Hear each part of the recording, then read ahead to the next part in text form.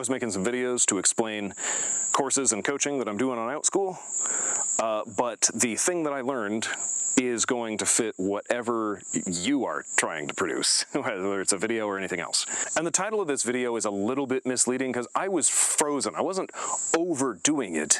I was just doing it the hard way. That doesn't fit on a thumbnail. So I'm publishing some classes on OutSchool, and I had to write a video to introduce each one. I was stuck. I was like against a wall. This is a class I know how to do videos. I just didn't, I couldn't figure out how to do them both at the same time. How do you explain an entire year-long class anyway?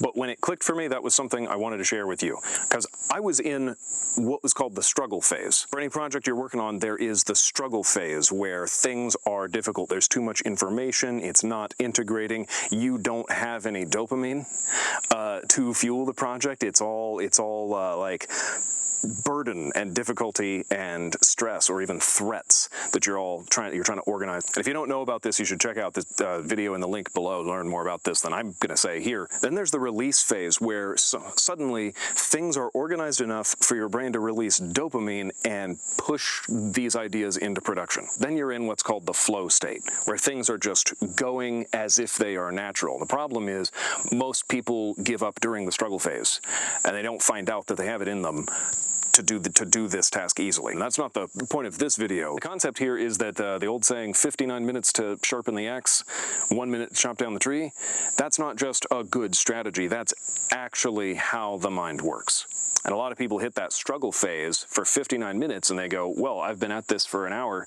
I must not be good at this, or I'm craving that dopamine that I don't have, and they go seek distraction, and they don't know they were that close to the nirvana of having your project just take flight.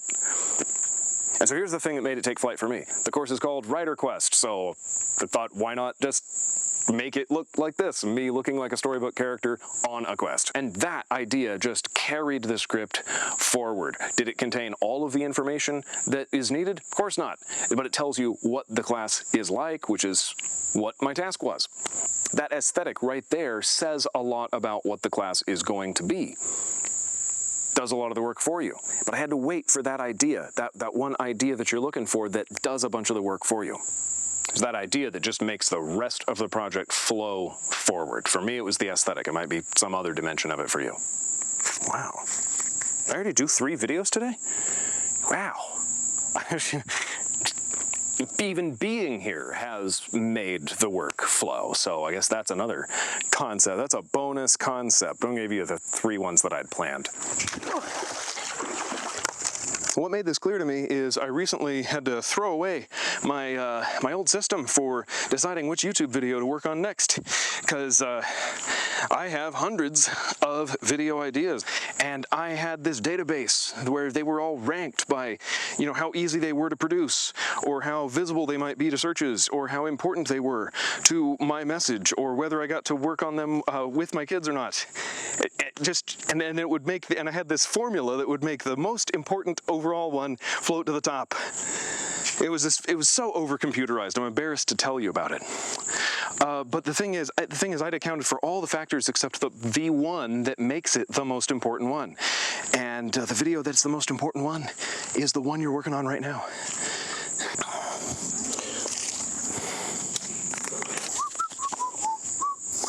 We're trying to be more productive.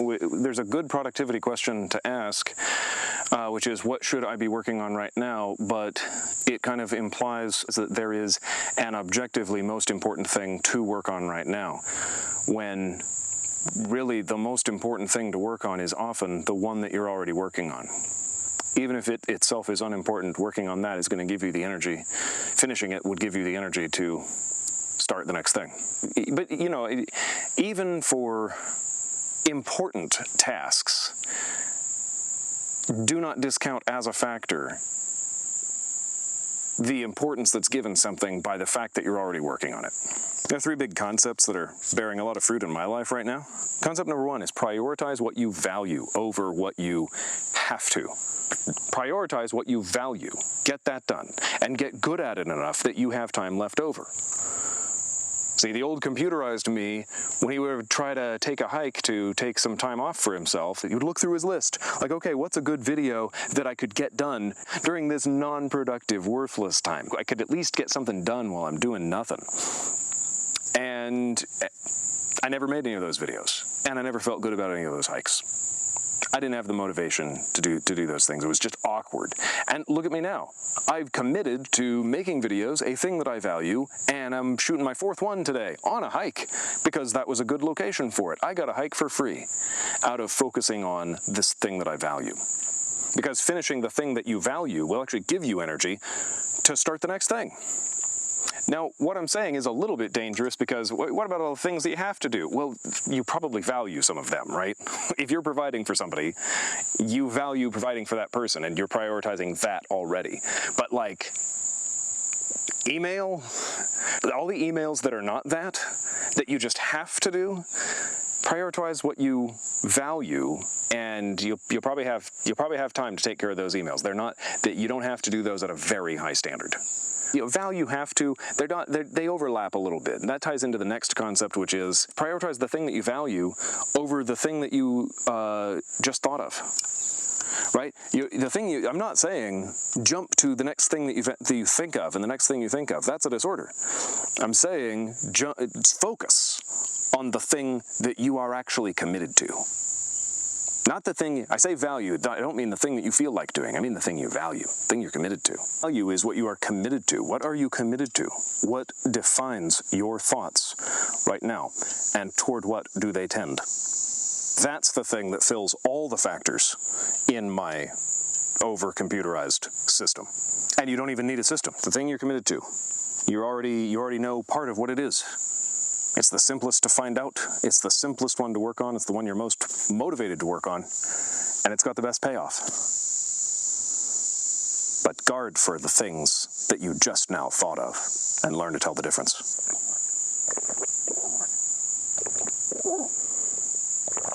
Concept number 3 is laser in instead of maximizing. We have there's such a thing as toxic productivity. I think we're all infected with it. You got this idea of, if I manage my time right, I'll get all of these things done. You can get all the things done, but it's not by managing your time right. It's by managing your priorities right and managing your energy right. Your energy, your motivation that's created by commitment is a lot more real than time is. If you're a flashlight and you're shining on all of these things, how much light is getting on each thing? You want to don't maximize, laser in. Shine your attention on one place. Burn that thing up. And something wonderful will happen. Is once you kindle once you kindle a flame over there, it's going to throw light to the other things. Which is a metaphor I didn't even think of until I was saying it to you right now.